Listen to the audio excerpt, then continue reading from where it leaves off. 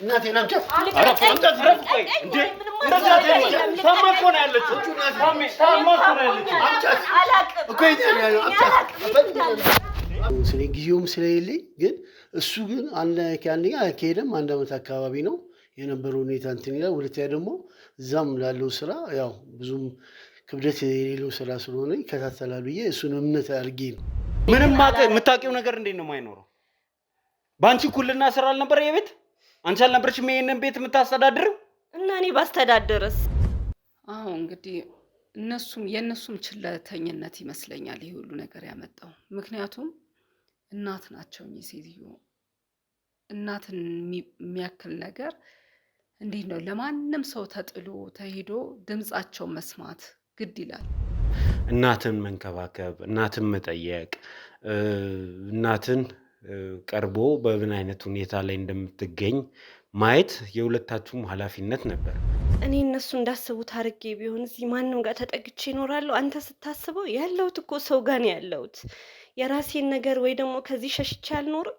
መጠጊያ ጥቼ እኮ ሰው ቤት ነው ያለሁት። ፈለገ ሪል ስቴት ሮያል ፕላዛ በመሃል ሜክሲኮ በባንኮች እና ዋና መስሪያ ቤቶች መገኛ ቦታ ላይ የተገነባ ደህንነቱ በተጠበቀ ቦታ ላይ መገኛውን ያደረገ ትልልቅ ሆቴሎች፣ ከፍተኛ የትምህርት ተቋማትና የንግድ ቦታዎች በቅርበት የሚገኙበት ድንቅ ስፍራ፣ ለሱቆች፣ ለካፌና ለሬስቶራንቶች የሚሆኑ ቦታዎች፣ የመዋኛ ገንዳ፣ ጂም፣ ለሐዘንና ለደስታ የሚሆን አዳራሽን ያካተተ፣ ለሰውና ለዕቃ ማጓጓዣ 4 ሊፍቶች የተገጠሙለት፣ የከርሰ ምድር ውሃ ዳታ ሲስተም፣ ደረቅ ቆሻሻ ማስወገጃ፣ አረምኑ ቅጡ ያሻውትን የሚያገኙበት ፈለገ ሪል ስቴት ሮያል ፕላዛ ባለ 2 መኝታ ከ142 ካሬ ጀምሮ፣ ባለ 3 መኝታ ከ191 ካሬ ጀምሮ በካሬ ከ110 ሺህ ብር ጀምሮ እየሸጥን እንገኛለን። የምስራች 50% የባንክ ብድር አመቻችተን ከ5 እስከ 10% ደግሞ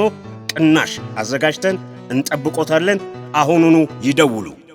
አንቺ እኮ ምንም የተሳበበ ነገር የለም አንቺ ላይ። በነገራችን ላይ ጎረቤት፣ መንደር፣ ሰፈር ያውቃል እናታቸውን ስታሰቃይ እንደኖርች፣ እሳቸውን ትበድይ እንደነበረ፣ የገዛ ባልሽ ጓደኞች ቤት ድረስ ይመጡ እንደነበር ሰፈሩ መንደሩ የሚያቀብሽ ሰው ነሽ። መኪና ከአንዴም ሁለቴ የገዝቼ በሹፌር እናቴን እንድትጠቀም ያለው ሁኔታ እንድታደርግ ምናምን ብዙ ጥሬ ነበር። ብዙ ነገርም እንትን ብዬ ነበር። በዚህ ልክ አንተ የተወጠርክበት ምክንያት ምንድን ነው? ለምንድን እናትህን ዞር ብለህ ማየት ያቃተ? በበኩሌ በወንድምህ በጣም አዝኛለሁ። በማያውቃት ሴት እንዴት ለዘመድ እንኳን እየመጣችሁ ይዩልኝ፣ እንደዚህ አድርጉልኝ እንዴት አይባልም? እንደው እናትህን አምነህ ለሱ ሰጥተህ ቤቱንም እንዲያሰራ ያደረግከው መኪናም እያልከኝ ነውና ይሄንን ያህል እሱ ኢትዮጵያ እያለ ምን ያህል ታውቀው ነበር? ምን ያህል ታምነው ነበር? ከልጅ ጀምሮ የለፋውበት ያሳደግኩት ራሱ ያስተማርኩት እና ለዚህ ደረጃ እንኳን ድረስ ወጥቶ እንኳን ውጭ ድረስ ከሜዳ ያደርኩት እንግዲህ ያው እኔ ነኝ።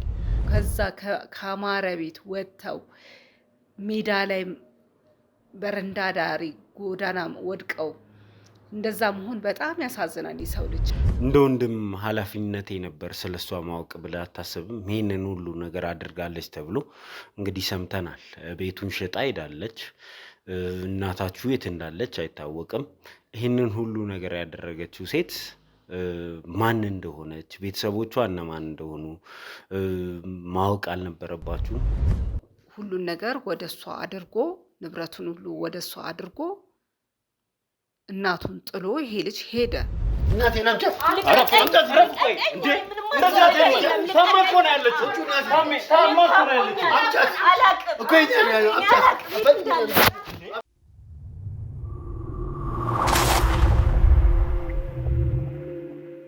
ሁላችሁም እንደምታስታውሱት በዞላ ቲዩብ የተለያዩ ታሪኮች እየደረሳችሁ ይገኛሉ። አብዛኛዎቹ ታሪኮች አስደናቂ፣ አስገራሚ እንዲሁም ደግሞ ያላየነው እንጂ ያልሰማነው እንጂ ያልተደረገ ምንም ነገር የለም የሚለውን የሚያረጋግጡ ሆነው አግኝተናቸዋል። እንግዲህ ወደ ቢሮአችን የተለያዩ ሰዎች የተለያየ ታሪክ ይዛችሁልን ተመጣላችሁ። ታሪኮቻችሁ እጅግ የሚያስገርሙ እጅግ ደግሞ የሚደንቁ ሆነው እናገኛለን። ከዛም ባለፈ ደግሞ በአፋጣኝ መፍትሄ ሊሰጣቸው የሚገባ ጉዳዮች ሆነው የምናገኝበት ጊዜ አለ። እንደዚህ አይነት ነገሮች ሲያጋጥሙን በአፋጣኝ የታሪኩን ባለቤቶች አናግረን ከዛ በኋላ ይመለከታቸዋል የምንላቸውን ሰዎች የማፈላለጉን ስራ እንሰራለን። እነሱንም ባገኘን ጊዜ ታሪኩ እንዴት መፈታት ይችላል የሚለውን ነገር እንግዲህ ዲስከስ ማድረግ እንጀምራለን። ሁላችሁም እንዳያችሁት አንድ ዲያስፖራ ወደ ስቱዲዮአችን መጥቶ ነበር። ወደ ስቱዲዮአችን ሲመጣ ደግሞ የነገረን ነገር እጅግ አስገርሞናል። እናቴን ከ2 ዓመት በፊት ጥያት ወደ አሜሪካ ሄድኩ።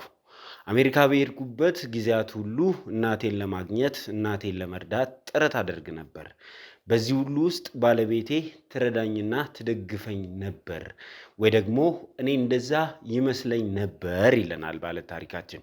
እንግዲህ ከ2 ዓመታት በኋላ አገራማን ነው ብሎ ተመልሶ ሲመጣ በታላቅ ወንድሙ የተሰራውን ቤት ተቀምቶ የገዛ እናቱን ወላጅ እናቱን የት እንዳለች ሳያቀርቶ እኛ ስቱዲዮ ድረስ መጥቶ ነበር።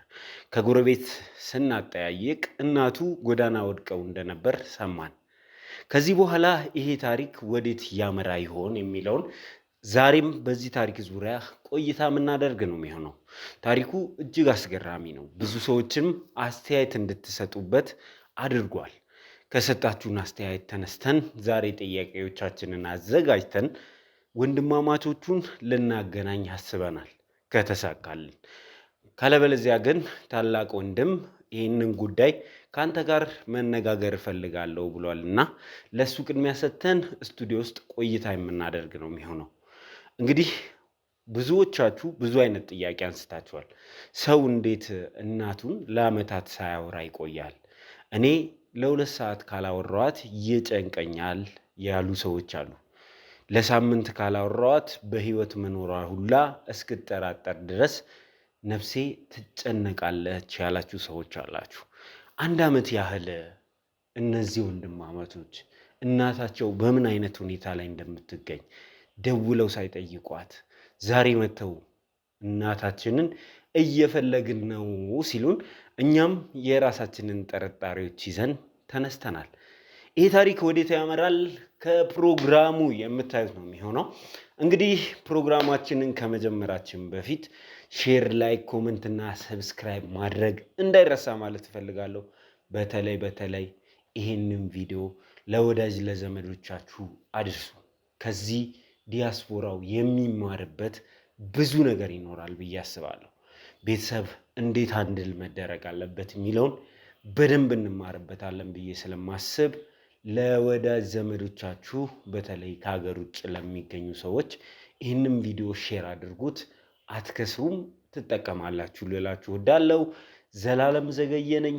እስከ መጨረሻው ድረስ ከኔ ጋር ከቆያችሁ አስደናቂውን የዲያስፖራ ወንድማማቾች ታሪክ ትመለከታላችሁ ማለት ነው። ሰላም ነው።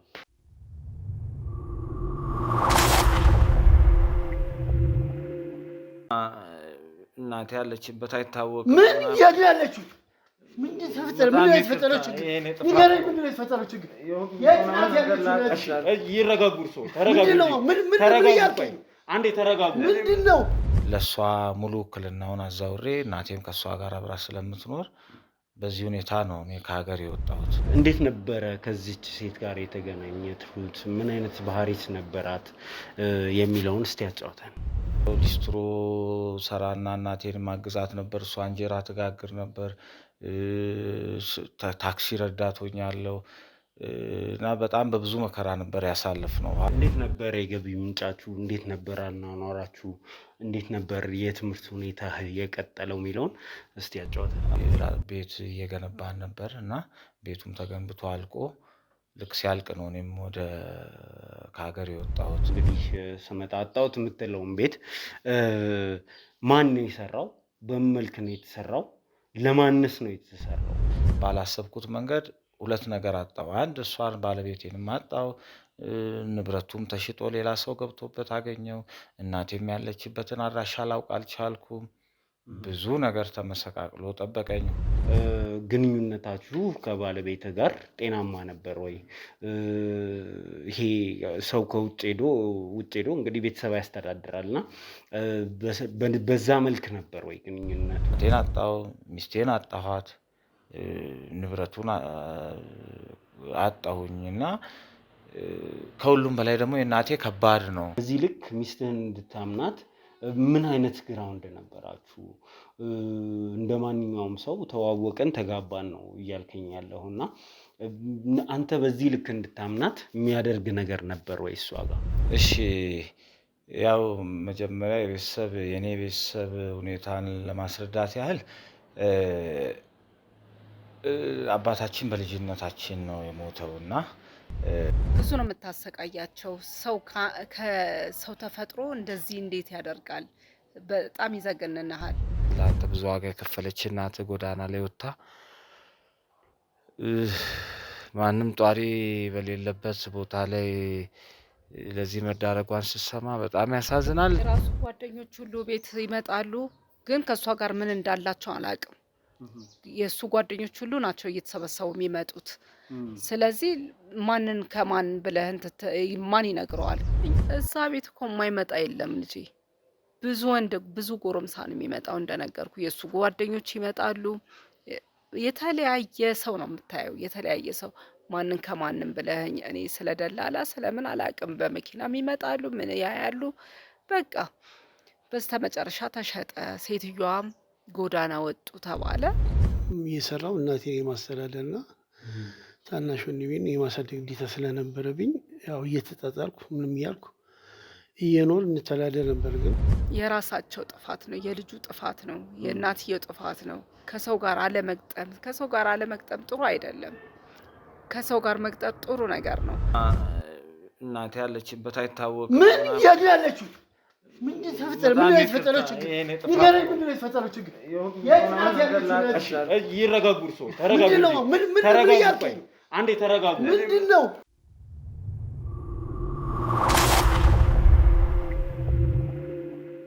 እሺ እንግዲህ ተመልካቾቻችን ተመልሰን መጥተናል። ተመልሰን ስንመጣ ደግሞ ሁላችሁም እንደምታስታውሱት አቶ ከተማን ይዘን ነው የመጣ ነው። እንግዲህ ባለፈው ሁላችሁም እንዳያችሁት ለአቶ ከተማ የእናታቸውን ከቤታቸው መሰወር ነግረናቸው ነበረ። በእሳቸውና በወንድማቸው መካከልም ከባድ ጸብ ተፈጥሮ ነበር። አካባቢም ሰፈርም የያዙበትም ገስት ሃውስ ሰዎች እስኪደርሱ ድረስ ግርግር ተፈጥሮ ነበር። እንግዲህ እኛ በዛ መልክ መተን እየተናገርነው ጉዳዩን እርስዎ ማወቅ አለቦት። ከዛ ተነስተው እዚህ ድረስ የመጡት እናቶን ፍለጋ ነው። ስለዚህ ጉዳይ ማወቅ አለቦ ከሚል ነገር ተነስተን ነበረ እንደዛ ያደረግነው።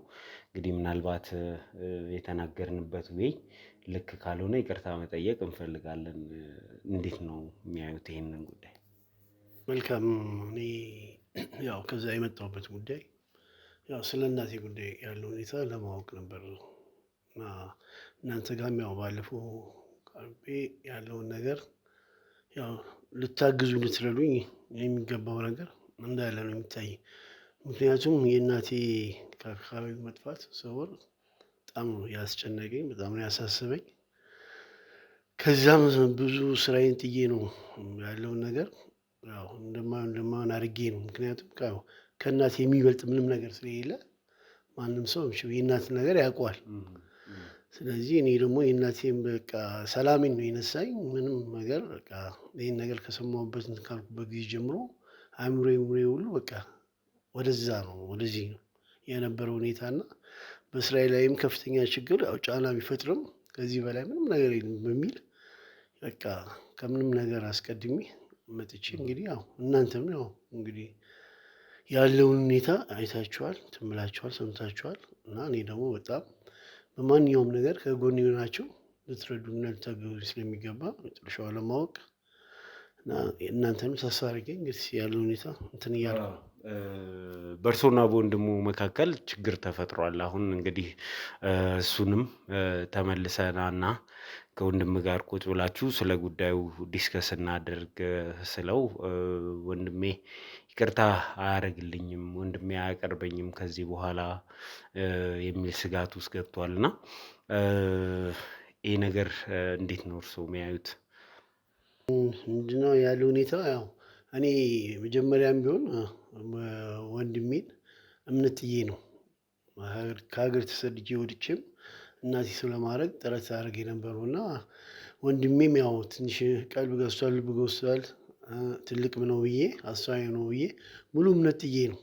ግን ነገር ግን ያው ያለው ሁኔታ እንዳያችሁ እንደሰማችሁት ግን ስመጣ ፈጽሞ በቃ በተለይ እሱ ያደረገው ነገር ፍጹም እኔ እንጃ ይቅር የሚባልበት ነገር አይደለም እና በጣም የሚያስከፋ በጣም እንትን የሚል ተስፋ ቢስ የሚያደርግ በጣም ነው ያዘንኩበት በጣም። ስለዚህ ስለሱ ያለው ጉዳይ እኔ እንጃ ምን እንደማደርግ ብቻ ቃላት ያጥረኛል። እንጃ ብቻ። አዎ እንግዲህ የሁለታችሁም ኃላፊነት ይመስለኛል።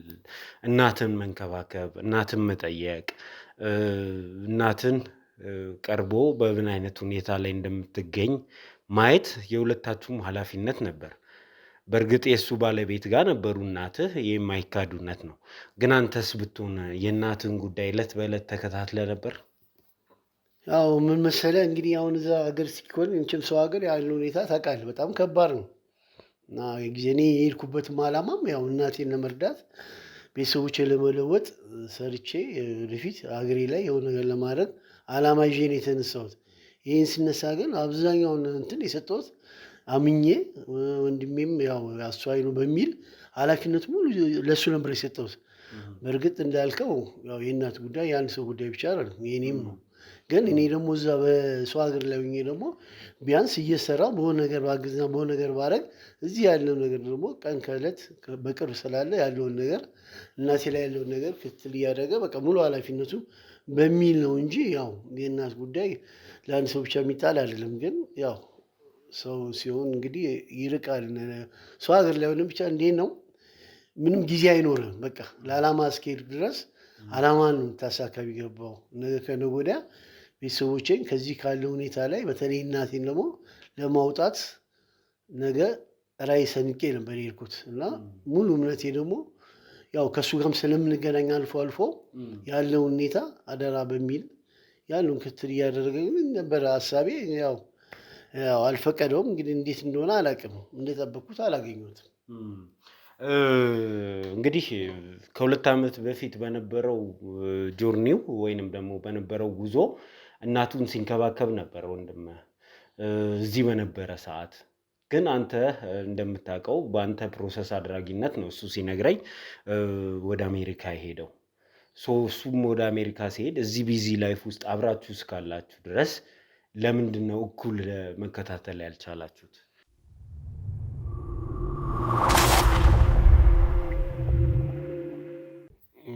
ያው ነገሩ ልክ ነህ። ግን እንዴት ነው መሰለህ አሁን እኛ እዛ በምኖርበት ሀገር ላይ በተለይ እኔን ስራ በጣም ጫና ከባድ ነገር ነበረው።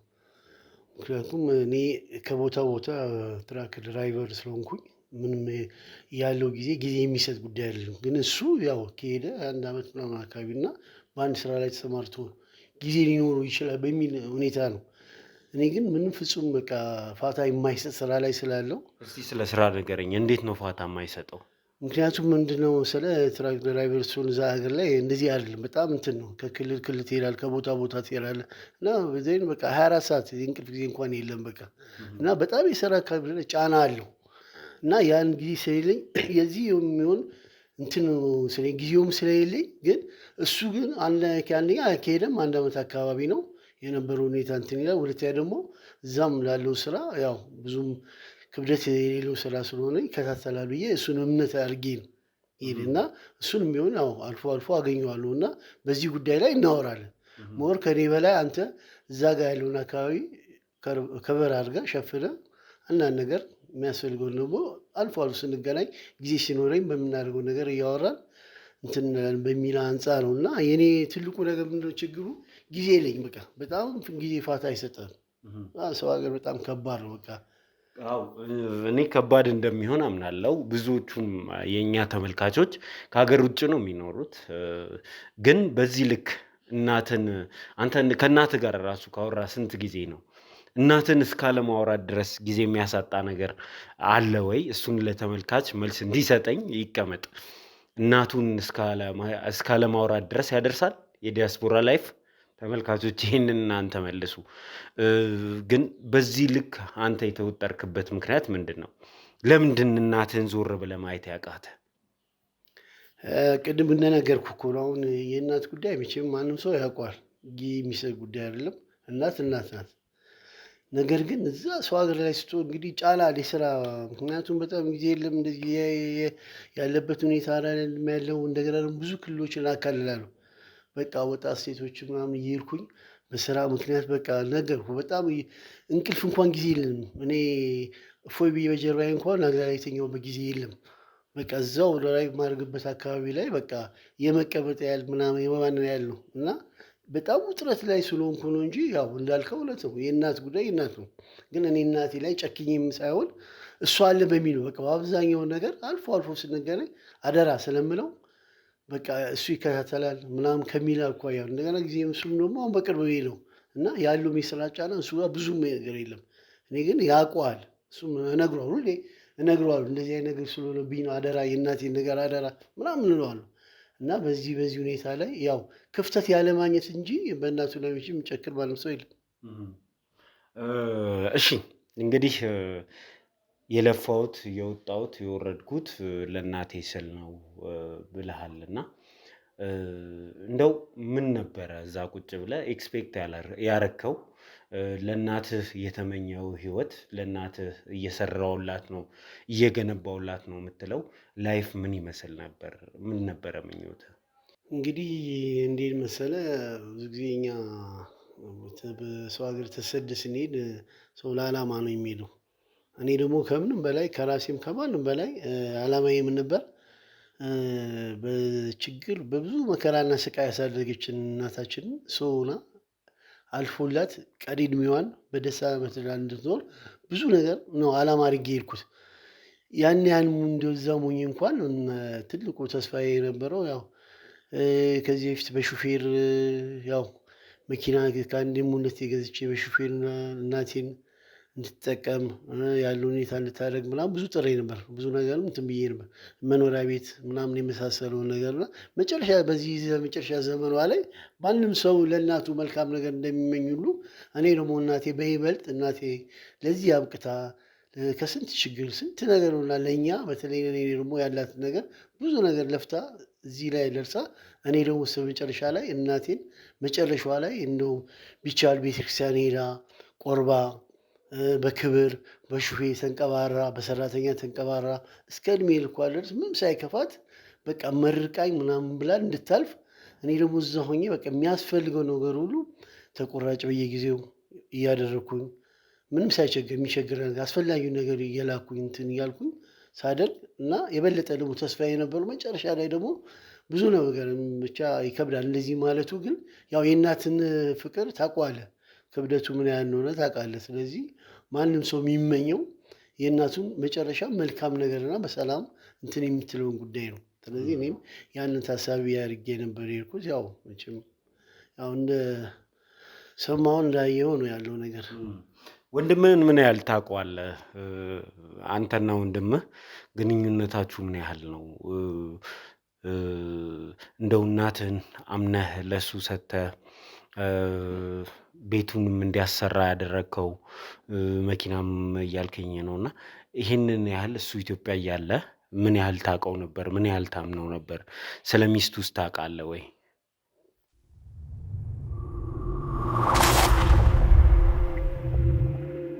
እንግዲህ ያው ወንድምን ላልከው ነገር መቼም ወንድም ያው ወንድም ነው። ከወንድም በላይ እንግዲህ ያው በቤተሰባዊ ሂደት እምነት የምጥልበት ነገር የለም። በይበልጥ ደግሞ የኔ ወንድም ደግሞ ምንድን ነው እኔ ከልጅ ጀምሮ የለፋሁበት ያሳደግኩት ራሱ ያስተማርኩት እና ለዚህ ደረጃ እንኳን ድረስ ወጥቶ እንኳን ውጭ ድረስ ከሜዳ ያደርኩት እንግዲህ ያው እኔ ነኝ። እና ብዙ ጥሪ ያለ በወንድሜ በኩል ያው አንድ ወንድምነቱ ራሱ በቂ ነው ለማመን። እንደሚመስለኝ እኮ። ምክንያቱም መቼም ሰው ወንድም እያለው ሌላ ባል የሚያምንበት ምክንያት የለም። ስለዚህ እኔ ደግሞ ወንድሜም ወንድም ብቻ ሳይሆን እንደ አባትን ጭምር አድርጌ ያሳደኩት ልጅ ነው። ስለዚህ ብዙ ነገር እንትን ስላለው እምነትማ ያው የእሱን እንትን ብዬ ነው አምኜው ነው። ያው ከወንድም በላይ የምታምነው ነገር የለም እና እሱም ማለት ነበር እንትን ያልኩት። ያው ሚስቱ እንኳን ብዙም አላቃትም። ያው ሰዎች ሲያገባ ከአንተ ጋር ይመካከራል እንደ አባት ነኝ ብለኸኛል እና ተመካክራችሁ ነው? ብዙ አውቃት ነው? ስለ ቤተሰቦቿ፣ ስለ አኗኗሮቿ፣ ስለ አኗኗሯ፣ ስላለፈ ህይወቷ ታውቃላችሁ?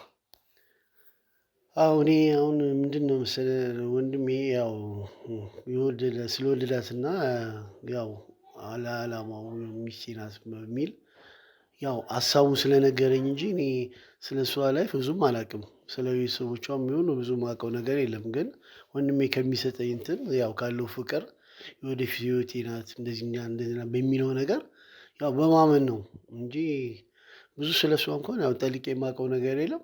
ግን ያው ወንድም ስለሆነ ደግሞ ያው የምትቀበለውም ነገር ምን ታናሽም ቢሆን ያው የእሱን ምርጫ ላለመጋፋት ብለህ ትቀበላለህ። ግን እንደ ወንድም ኃላፊነቴ ነበር ስለ እሷ ማወቅ ብለህ አታስብም? ይህንን ሁሉ ነገር አድርጋለች ተብሎ እንግዲህ ሰምተናል። ቤቱን ሽጣ ሄዳለች። እናታችሁ የት እንዳለች አይታወቅም። ይህንን ሁሉ ነገር ያደረገችው ሴት ማን እንደሆነች፣ ቤተሰቦቿ እነማን እንደሆኑ ማወቅ አልነበረባችሁም? እንደው እነሱ ባልና ሚስት ነን ብለው አብሮ ሲኖሩ ከጀርባዋ ምንድን ነው ያለው የሚለውን ነገር። ወንድምህን ስትወስድ እናትህ እሷ ጋር ነው እንግዲህ የቀሩት። እሷ ጋር ሲቀሩ እሷን የምታውቃት ሰው መሆን አልነበረባትም? አዎ እንዳልከው ነው። ግን ያው ከወንድም በላይ ምንም ነገር የለም። ስለ እሷ ባግራውንድ ብዙም ባላቅም ያው ወንድሜ ስላመጣትና ጓደኛው ብሎ ስለያዛት ያው የእሱን ፍቅር ነው ያየሁት። ያው ወንድሜን እንትን ካለችው ይህን ያህል እንደዚህ ተላፍራ ብዙ ነገር ታደርገናለች ብዬ ፍጹም ሀሳብም የለኝም። ግን አልፎ አልፎ እንደዚህ ያው ወሬ ነው የሚሉት ተዋሉ እንጂ ብዙ የእሷ እንትን የለኝም። ግን ያው ከወንድም በላይ ማንን ታምናለህ? ወንድም አልፎ አልፎ ስለ እሷ ትሰማ ነበር? አዎ አንዳንድ ነገር ደስ የሚቻ ብዙ እንትን አለም ደስ የማይ ነገር እሰማለሁ። ያው ወሬ ነው በሚል ንቄ እተዋለሁ። ያው እሱ እውነታውን የማገኘው ከእሱ ነው በሚል አንጻር ነው። ስለዚህ ግን አሁን እሱና እሷ በሚያደርጉ እንትን ክፍተት የለም። በቃ ፍቅራቸው ነው የማየው እና ደግሞ በዚህ ባለበት ሁኔታ ላይ ደግሞ እንደ ቤተሰባዊነት ባለበት ሁኔታ ላይ ወንድሜ ማስከፋት አልፈለኩም ነበር በወቅቱ። ያው ማየውም ነገር ስለሌለ ማለት ነው። ስለዚህ እንዲህ ነው በቃ። ከባድ እኮ ነው። ከወንድም በላይ ምን አለ? የምታምነው ነገር አለ? የለም እኮ ያው ማንም ሰው የሚያደርገው ነው። ግን ያው ይሄ ነገር ይከሰታል ብዬ አልጠበቅኩም እኔ። እንደው ለእናቴ ብዬ ነው ምለፋው፣ ለእናቴ ብዬ ነው ከሀገር የወጣሁት፣ ለእናቴ ብዬ ነው ስወጣና ስወርድ የነበረው ካልክ የእናትህን መጥፋት ስትሰማ የሚሰማህን ስሜት እንደዚሁ መረዳት ይቻላል። ነገር ግን እንደው ስሜቱ እንዴት ነው? እናትህን ስታጣት፣ እናትህን ማግኘት ሲከብድህ ምን ተሰማህ? እንዲህ በጣም እኮ ነው ማለት ያው እንደነገርኩ ሰው ለዓላማ ነው አረ ወጥቶ ሰው ሀገር ላይ የሚሰቃየው እና ነገርኩ። ትልቁ ነገር አወጣጤም በእናቴ ጉዳይ ነው እና የእናቴ መጥፋት እኔ አላመንኩም። በጣም ነው የተሳጨሁት። በጣም እስካሁን ድረስ እንኳን በቃ ጥሩ ስሜት ላይ አይደለም ያለሁት እና እኔ ለእናቴ ብዬ ተሰድጄ እንደዛ ሄጄ እንደዛ ይሄ ነገር ሲገባ ስትገምተው በጣም ከባድ ነው። የእናት ፍቅር በጣም ከባድ ስለሆነ እኔ አሁንም ያለው ነገር እርግጠኛ ነኝ በቃ በጣም እንትን አላልኩም። ውስጤ ጥሩ አይደለም። በጣም እንትን ያለሁት እና ትክክል አይደለሁም። በቃ የእናት ጉዳይ ስለሆነብኝ በቃ እስካሁን ድረስ በጣም ውስጤ እየተረበሸ ነው ያለው። እናትህ በምን አይነት ሁኔታ ላይ ይገኛሉ ብለህ ታስባለህ? እኔ እንጃ። እኔ እናቴን እንግዲህ በምን እስካሁን ባለው ሁኔታ በጣም ተጨናንቄያለሁ። ይሄ ነው የምልህ ነገር የለም። ግን እናቴንማ አገኛታለሁ ብዬ ነው የማስበው። በቃ አገኛታለሁ ብዬ ነው የማስበው እና ያለው ነገር ደግሞ አንድ አድርገህ ደግሞ እንድትጠራጠር የሚያደርግ ነገር አለ። ግን ያን እስከ መጨረሻው ያው ከእናንተ ጋር ሆኜ እስከሚሄድበት እውነታውን እስከማውቅ ያለውን ስሜት ይሄ ነው ብዬ ነገር አልችልም። ግን አሁን ያለኝ ስሜት የመረበሽ ነው። በጣም የመረበሽ ስሜት የሚሰማኝ እኔ እንቅልፍም የለኝ በጣም እንትን ካልኩ በኋላ ጥሩ ስሜት አይሰማኝ። ስለዚህ ዞሮ ዞሮ ግን እስከ መጨረሻው ድረስ ተስፋ አልቆርጥም። አሁንም ያለው ነገር እስከ መጨረሻው ድረስ ያው እንግዲህ ለማወቅ ጥረት ይቀጥላል። ሀሳብ ያለኝ። እንግዲህ እኛም ሆፕ የምናደርገው እሱን ነው። ግን አንተ እንደው በግልህ ምን ጥረት አደረግክ እስካሁን ድረስ እናትን ለማግኘት?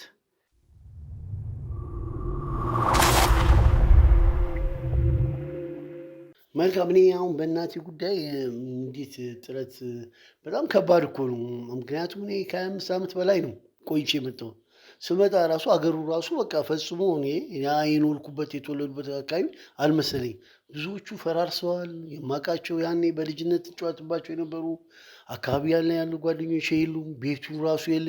ኢቭን መንገድ ሁሉ ጠፍቶኛል በቃ። እና እኔ ግራ ነው የገባኝ። በቃ ሲጨንቀኝ ነው ያለው ነገር በቃ ግራ ሲገባኝ በቃ ምንም በፊት የነበሩ ጓደኞች የሆኑ ላገኛቸው አልቻልኩም። አካባቢው ተለውጦብኛል። በቃ በጣም ሌላ አካባቢ ነው የመሰለና ግራ ገባኝ። ምንም አውቀው ነገር የለም። ግራ ሲገባኝ በቃ እናንተ አካባቢ መፍትሄ ትሰጡኛላችሁ ብዬ እናንተን ይዤ እንግዲህ ያው ተስፋ አድርጌ የመጣሁት እናንተን ብዬ ነው። ስለዚህ ከእናንተ ጋር ሆኜ ተለወጠ ሁሉም ነገር። አሁን የምታውቀውም ሰው ማግኘትም ከባድ ነው የሚሆነው። ያንተ ደግሞ ኦልሞስት ስንት 27 ዓመት ነው? እንግዲህ ከዚህ ሁሉ ጊዜ በኋላ ስለሆነ እንትን ይላል ይጠፋል ብዬ አስባለሁ። እና እንደው የምታውቀው ሰው እንኳን ማግኘት አልቻልክም? ኧረ በቃ ምንም ሰው የለም።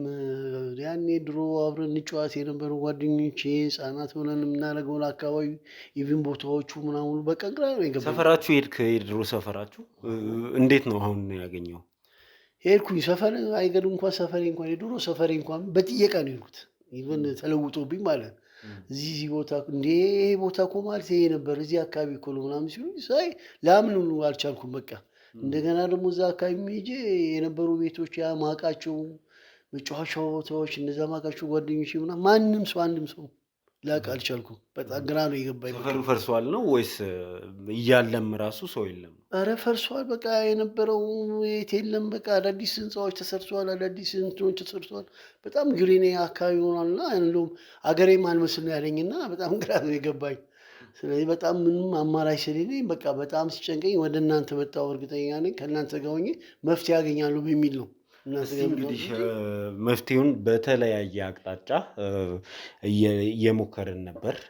እንግዲህ አዲሱ ቤታችሁ የተሰራበት አካባቢ ጎረቤት አግኝተናል። እሷም ጥረት እንደምታደርግ ቃል ገብታልን ነበር። በእነዚህ 2 ቀናትም ስንደውልላት ምን ላይ ደረሰ ስንላት ነበር። እስቲ ዛሬ እንግዲህ ያለውን ውጤት ከእሷ ጋር ሆነን የምንሰማ ነው የሚሆነው። ምን ላይ ደርሳለች የሚለውን አብረን የምናይ ነው የሚሆነው። እስቲ ወደዚህ እስክትመጣ ድረስ እኛ ሻይ ቡና እያለን እንጠብቃት።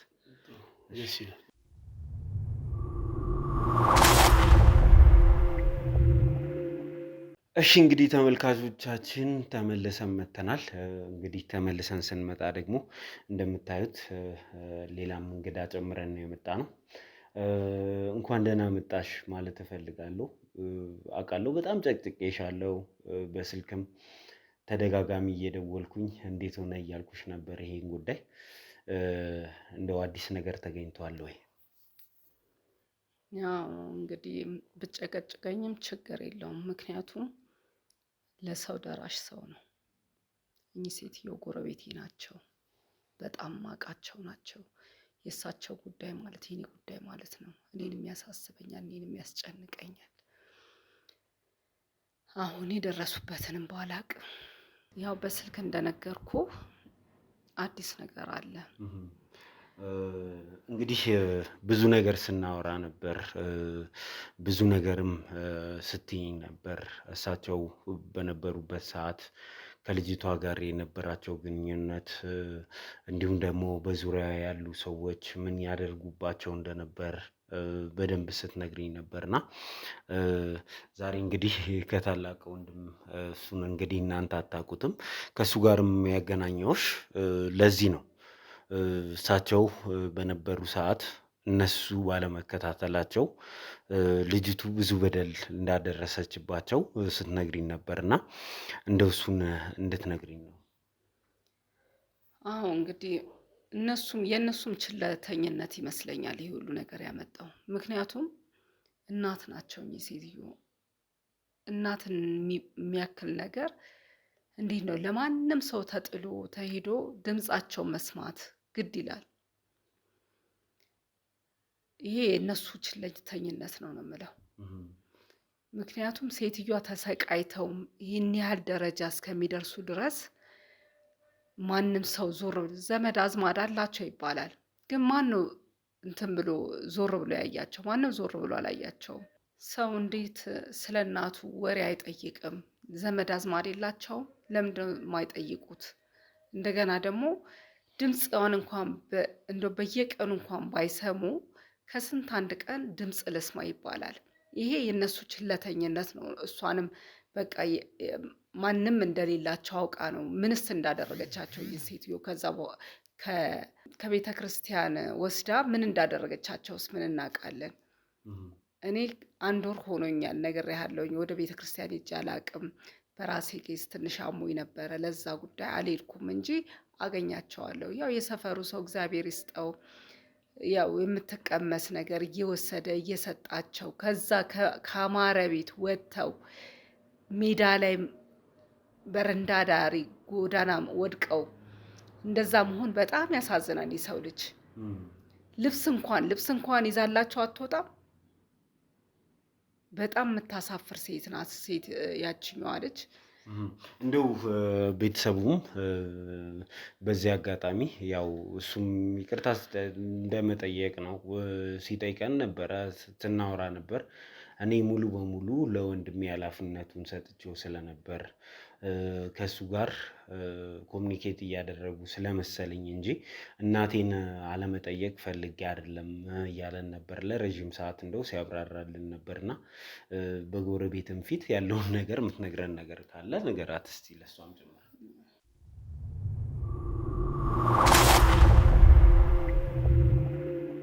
መልካም እንግዲህ ልክ ነሽ እንዳልሽው ያው መቼም እኔ ያው ከነበረው ሁኔታ አንጻርና ካለብኝ ሁኔታ ጫና አንጻር ነው እንጂ እናቴን በጣም ጠልቼ አይደለም። እናቱ የሚጠላ መቼም ማንም የለም። ልክ ነሽ አንቺ ጎረቤት ነው ደራሹ። ምናልባት እንግዲህ እናንተ ማዝናችሁብን ይሆናል እኛ በተደረገው ነገር።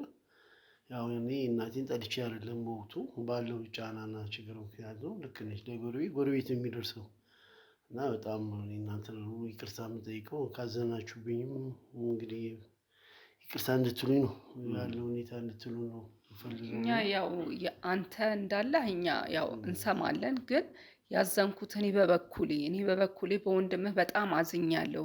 በማያውቃት ሴት እንዴት ለዘመድ እንኳን እየመጣችሁ ይዩልኝ እንደዚህ አድርጉልኝ እንዴት አይባልም?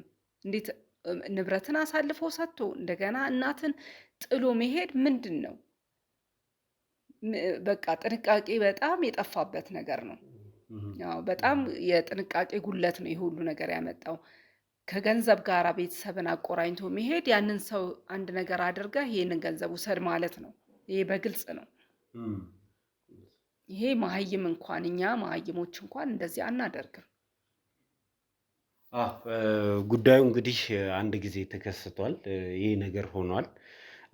ከሆነ ያልቀረ እንግዲህ የአንቺ ቃል እንደ ምስክርነትም ነው እና እውነት የእናታቸው ኑሮ ምን ይመስል ነበር? ከእሷ ጋር የነበራቸው ነገር ምን ይመስል ነበር? እንደው ሰው ወጥቶ ጎረቤት ነው እና የሚተነፍሰው ኑሯቸው ምን ይመስል ነበር የሚለውን እስቲ ንገሪኝ። መጀመሪያማ የነበራቸው ኑሮ ጥሩ ነው የነበረው። ልጅየው የእሱ ወንድም በነበረ ሰዓት ጥሩ ኑሮ ይኖራሉ። ቦታውን ገዝተው እዛ ሰሩና እዛ ገቡ። ከገቡ በኋላ ነው እቺ ልጅ ያገቧት ራሱ። እኛ መጀመሪያ እናትና ልጅ ናቸው ሲኖሩ የነበሩት። ከዛ አገባ።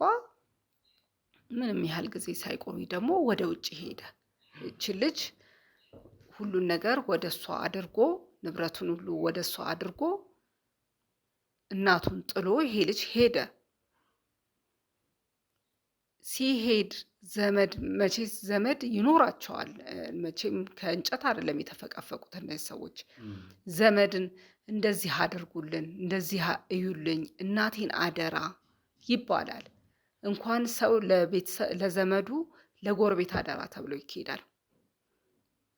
እና ንብረትን ያህል ነገር ሰጥቶ እናትን ቁጭ አርጎኝ ምንም የማያውቁ አሮጊት ናቸው እሳቸው በጣም ትልቅ ሰው ናቸው እና ጥሏቸው ሄደ። እሷም ያው ያደረገችውን አድርጋ ጎዳና ጥላቸው ሄደች።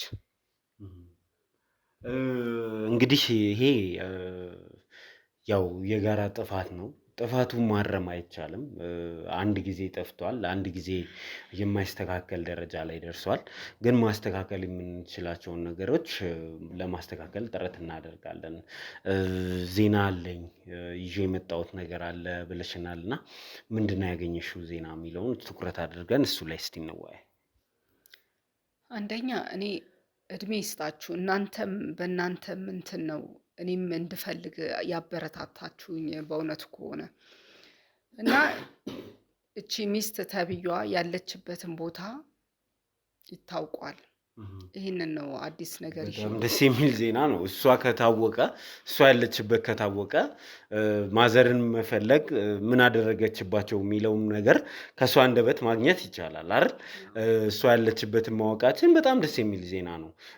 እንዴት ልታቂ ቻልሽ? የት ነው እሱ ያለችው? እንግዲህ አንድ ጓደኛዋ ጋር ታማ ተኝታለች ነው የተባልኩት። ገንዘቡን ምን አድርገው ምን ሰው ላይ የጣላትም ነገር አላውቅም።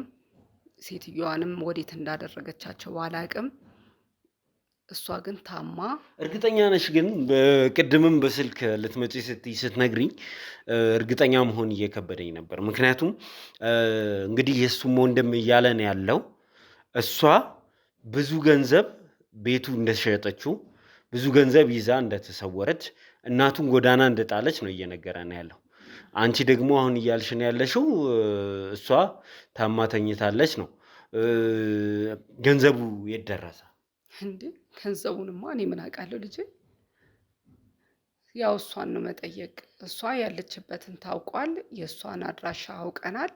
እሷን ወስደን እናሳይሃለን። እሷን ነው የምትጠይቋት። እኔ ምን አውቃለሁ ስለ ገንዘቡማ። እሺ እንግዲህ ይሄ በጣም ለኔ እንቆቅልሽ የሚሆን ነገር ነው። ምን ተሰማ? እሷን ማግኘቱ የሆነ ደረጃ ያስጠጋናል ብዬ አስባለሁ። እናትን ለማግኘት ምን ተሰማ? እንግዲህ አሁን ደስ የሚለው በእናንተ ጥረት ይሄ ሁሉ ነገር እንኳን ብልታ የታየው እሷም እግዚአብሔር ይስጣት ጥሩ ጎረቤት ናት።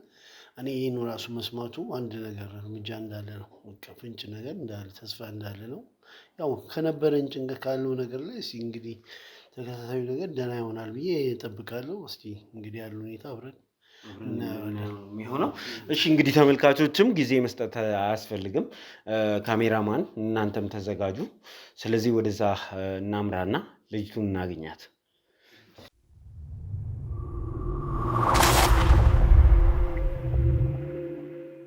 እሺ እንግዲህ ተመልካቾቻችን በመጨረሻም እንግዲህ እንደሰማችሁትና እንዳያችሁት የአቶ ከተማን የወንድም ሚስት መገኛ አውቀናል። እንግዲህ ደስ የሚል ዜና ነው። መተን እዚህም ቦታው ላይም ስናጠያይቅ የምትገኝበትን ቦታ በትክክል ደርሰንበታል። እንግዲህ የሚቀረን እሷን ገብቶ ፊት ለፊት እናታቸውን የታደረሽ የሚለውን ነገር መጠየቅ ብቻ ነው። እስከ መጨረሻው ድረስ ከኛ ጋር ከሆናችሁ ምን ይፈጠራል የሚለውን ነገር አብረን የምናይ ነው የሚሆነው። እባካችሁ ይህንን ቪዲዮ ሼር እያደረጋችሁ ላይክ፣ ኮመንት እና ሰብስክራይብ ማድረግ እንዳይረሳ። እንሂድ አይደል? አዎ እንግባለን።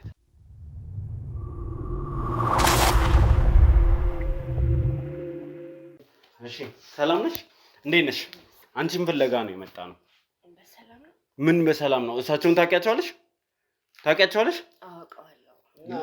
ለምን እንደመጣን ታውቂያለሽ ማለት ነው? ማውቀው ነገር የለም። ምንድነው ማውቀው ነገር የለም ማለት? ታማ ተኝታለች እያሉኝ ነበረ። ስለመሙ አይደለም። እናታችን የታለች? እናቴ የታለች? የታረክሻት እናቴ እናቴ የታረክሻት? በቃ እኛ ልንጫውብሽ ወይ ለሌላ ነገር አይደለም የመጣ ነው። የት ነው ያሉት? የት ነው ያሉት? የት ነው ያሉት? ምንም ማውቀው ነገር የለም። ለምን አሰሙኝ? ምንድነው ማውቀው ነገር የለም ማለት? ስታሰቃየሽ ኖረሽ እንደገና ጎዳና ጣልሻቸው። እኔ ምንም ያሰቃየዋት ነገር የለም። አሁን ልተኛበት ተውኝ። እናቴን አምጫት።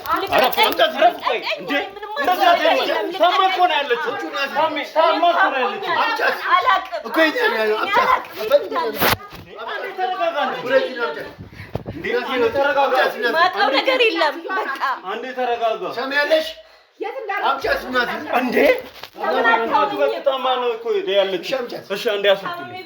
አንዴ አይደለም ሴትዮዋን የት እንዳርክሻቸው ተናገሪያለሽ። ቆይ እናንተ ተረጋግታችሁ ነው። ቆይ አንዴ እንዴ እንደዚህ ነው እንደ ያወራነው። አንተ አጥፋው ካሜራው።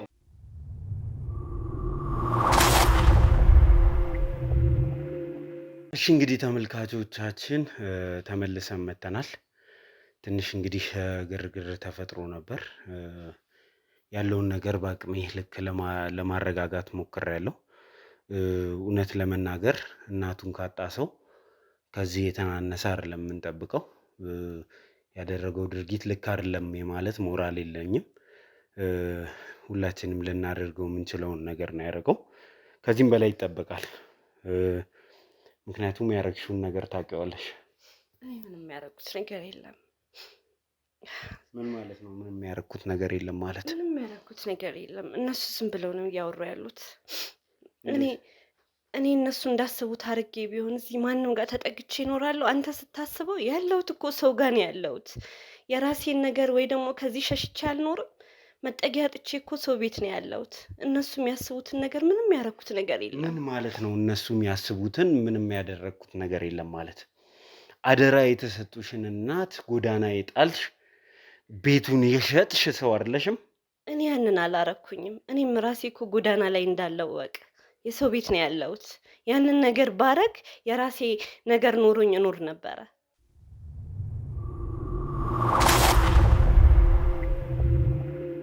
በሚሊዮን ብሮች ቤት የሸጠ ሰው ስታስበው እዚህ ውስጥ ይኖራል? መታከሚያ እንኳን እኮ አጥቼ የተቀመጥኩት ጓደኛዬ ቤት ነው። ሰው ጋር ተጠግቼ ነው ያለሁት። እንዴት ነው ቆይ እናንተ እያሰባችሁ ያላችሁት? ያ ነገር ቢኖረኝ ኖሮ እኔ እዚህ ፊት አታገኙኝም ነበረ። እኔም የራሴ ነገር ኖሮኝ ልልቅቅ ብዬ ኖር ነበረ። የምትሉትን ነገር እኔ በፍጹም አላረኩም። ታማ ተኝታለች የሚል ነገር ከውጭ ጀምሮ እየሰማን ነው እየመጣ ነው። እና ምንድን ነው? ምን አጋጥሞሽ ነው? ትንሽ አሞኛል። ታምሜ ነው ያለሁት። አሁንም ስታገኘኝ ታምሜ አልጋ ላይ ተኝቼ ነው ያለሁት። እጄ ላይ ያለውን ነገር እነሱ እንዳሉት ቢኖረኝ ሄጄ ራሴን እንኳን እታከምበት ነበር። መታከሚያ አጥቼ እኮ ነው አልጋ ላይ ያገኘኸኝ አይደለ እንዴ? አንቺ ቤቱን ሸጣ እናታቸውን ጎዳና ላይ ጥላ ጠፍታለች የሚባለውን ነገር አልሰማሽም ነው? መስማት ሰምቻለሁ። ሁሉ ነገር በእኔ ተሳበበ እና ምን ማድረግ አለብኝ ዝም ከማለት ውጪ? አንቺ እኮ ምንም የተሳበበ ነገር የለም አንቺ ላይ። በነገራችን ላይ ጎረቤት፣ መንደር፣ ሰፈር ያውቃል እናታቸውን ስታሰቃይ እንደኖርች፣ እሳቸውን ትበድይ እንደነበረ፣ የገዛ ባልሽ ጓደኞች ቤት ድረስ ይመጡ እንደነበር ሰፈሩ መንደሩ የሚያቀብሽ ሰው ነሽ። እና ማን ነው እንደዚህ ያደረገ የምትይኝ አንቺ? ቤቱን የሸጠው እናታቸውን ጎዳና የጣለው ማን ነው? እኔ ምንም የማውቀው ነገር የለም። ምንም የምታውቂው ነገርማ አለ። እየኖርሽ ከነበርሽበት ቤት ለቀሽ ስትወጪ የወጣሽበት የራስሽ ምክንያት አለሽ። አዎ ማንም ሰው እኮ ምክንያት ይኖረዋል። ግን ያንን ነገር ካላደረገ አደረገ ማለት ነው እንዴ? ቤቱ ተሽጧል እና ይሸጣ። በአንቺ ስም በአንቺ እኩልና ስር የነበረ ቤት ነው። እናታቸውን ጎዳና ላይ ጥለሻቸዋል። እኚህን ትልቅ እናት ጎዳና ላይ ጥለሻል። ከዛ በፊት ደግሞ ብዙ ነገር ስታደርጊያቸው ነበረ። ይሄ የሚያሳየው ከአንቺ ውጪ ይሄንን ነገር ሊያደርግ የሚችል ሰው እንደሌለ ነው። አሁን ሌላ ጥያቄ አይደለም እየጠየኩሽ ያለሁት። ይሄንን አድርገሻል አላረግሽም? አላረኩኝም። እና ማን ነው ያደረገው? እኔ ምንም ማውቀው ነገር የለም። ምንም የምታውቂው ነገር እንዴት ነው የማይኖረው? በአንቺ እኩልና ስራ አልነበረ የቤት? አንቺ አልነበረሽም ይሄንን ቤት የምታስተዳድረው? እና እኔ ባስተዳድርስ? እና አንቺ የምታስተዳድሪው ቤት ለሌላ ሰው እንዴት ተላልፎ ተሰጠ? እንዴት ተሸጠ? ማን የሸጠው? ከአንቺ ውጪ ማን የዚህን ቤት የመሸጥ መብት ያለው ሰው አለ? ወንድማማቾቹ ውጭ ናቸው። አንቺ ነሽ ይሄንን ቤት ስታስተዳድር የነበረው። አውቃለሁ እኔ እንደማስተዳድር፣ ግን እኔ አይደለሁም የሸጥኩት። ማን የሸጠው? እኔ አይደለሁም። ቤቱ ራሱን አይሸጥም አይደል? ማን የሸጠው ይሄንን ቤት? እኔ አይደለሁም የሸጡ ካልኩ አይበቃም እንዴ? ለምን ትቀልጃለሽ? በጊዜያችን ለምን ትቀልጃለሽ? እየቀለድኩ አይደለም። በታመምኩበት መጥቼ እየረበሻችሁኝ ያላችሁት እናንተ ናችሁ። ብትችል እንዳውም ብትወጣልኝ ደስ ይለኛል። እኔ ይኸውልሽ ወንጀለኛ ነሽ እያልኩሽ ነው። ከዚህ የበለጠ ሌላ ነገር ይጠብቅሻል እያልኩሽ ነው። እስር ይጠብቅሻል። አሁን ከዚህ አስነስቼ እስር ቤት ነው የምወስድሽ። እስር ይጠብቅሻል። አሁን ብቻ አይደለም ቀሪ ዘመንሽን ሁላ እስር ይጠብቅሻል። ጀመር የተኛውበት መተክ ዝም ብለክ ነው። የህግ አካል ከሆንክ ያሳየኸኝም ነገር የለም። ህጋዊ መሆንህንም ማውቀው ነገር የለም። ግን አንተ የህግ አካል ነኝ እያልክ እንዳወጣ አታስፈራራኝ። ሌባ ለመያዝ ማለት ነው። ሌባ ለመያዝ የግድ ፖሊስ መሆን አይጠበቅብኝም። ሌብነቴን አታውቅም። ቤት ሽጠሻል። ባደራ የተሰጠሽን ቤት ሽጠሻል። እናት ከሚኖሩበት ቤት አፈናቅለሽ ጎዳና ጥለሻቸዋል። በወሬ ነው እንዲህ የምታምኑት? ሁሉም እየተነሳ እናታቸውን አምጪ ቤት ሽጠሻል። ያንን ነገር ባረግ ኖሮ አንተ እዚህ ቤት ታገኘኝ ነበር? እሱ ምንም ምስክር አይደለም እኮ እንደዚህ እዚህ ቤት ውስጥ መኖርሽ ቤቱን ላለመሸጥሽ የሚያሳይ ነገር የለም። ለራሴስ መታከሚያ ራሴ ማዳን አልችልም ነበር? ይኸውልሽ አሁን እኔ ካንቺ ጋር ልብልቅ ውስጥ ልገባ አይደለም እዚህ የመጣሁት። የት ነው ያሉት እኚህ እናት? አንደኛ እሳቸውን ማግኘት እንፈልጋለን። ካለበለዚያ ይኸው እዚህ አንቆ ሊገልሽ ነው የተነሳው። አይተሻል። ሌላ ጉዳት ውስጥ ነው የምትገቢው። ስለዚህ በስነ ስርዓት ተናገሪ። እሳቸው የት ነው ያሉት? እያስፈራራኸኝ ያለው እኔ ምንም ማውቀው ነገር የለም ካልኩክ ይበቃል። አላውቅም። እንዴት አታውቂም? ማውቀው ነገር የለማ። አሁን እንደዚህ ማውቀው ነገር የለም ስላልሽ ስለካድሽ የሚመጣ ነገር ያለ ይመስልሻል?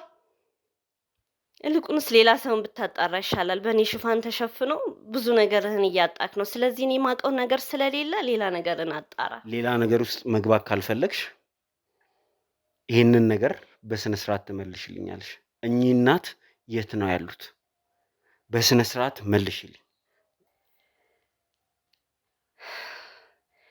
እኔን ከመጠየቅ በፊት የገዛ እናቱን ጎዳና ላይ ጥሎ እኔን መታችሁ ታጨናንቁኛል። ማን ነው የገዛ እናቱን ጎዳና ላይ ጣለው? አንቺ አይደለሽ እንዴ ይሄንን ቤት ስታስተዳድር የነበረው? ላንቺ ሰጥቶሽ አይደለ ሄዱት? አውቃለሁ። እኔ ነኝ እያስተዳደርኩ ያለሁት። ግን ሂድና ባለቤቴን ጠይቀው። ጎዳና ላይ እናቱን ጥሎ ልክ እንደደና ሰው መጥቶ እናቴን ብሎ ይጠይቃል። ምን ማለት ነው ጎዳና ላይ እናቴን ጥሎ? ሂድና እሱን ጠይቀው። ትነግሪኛለሽ አንቺ በግድ? ሂድና ጠይቀው። አንቺ በግድ ትነግሪኛለሽ? እኔ የምነግርህ ነገር የለም። ባለቤቴን ሂድና ጠይቀው። አትናገሪም አይደለ? እሺ ይሄ ቤት ባንቺ እኩልና ስር ነበር። አውቃለሁ። ይሄ ቤት ባንቺ እኩልና ስር ነበር። ስለዚህ አንቺ ትጠየቂያለሽ። ይሄን ቤት የሸጠው ማን ነው? ተነሽ ነይ ውጪ። ነይ ውጪ።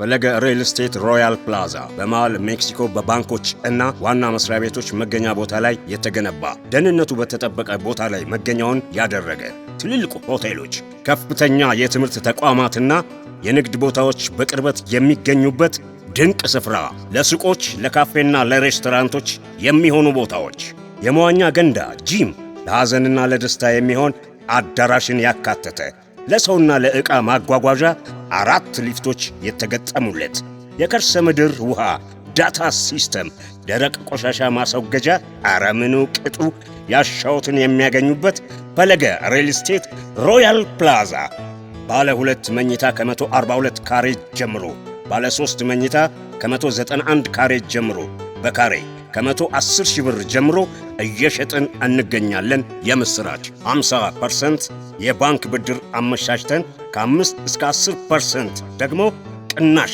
አዘጋጅተን እንጠብቆታለን። አሁኑኑ ይደውሉ።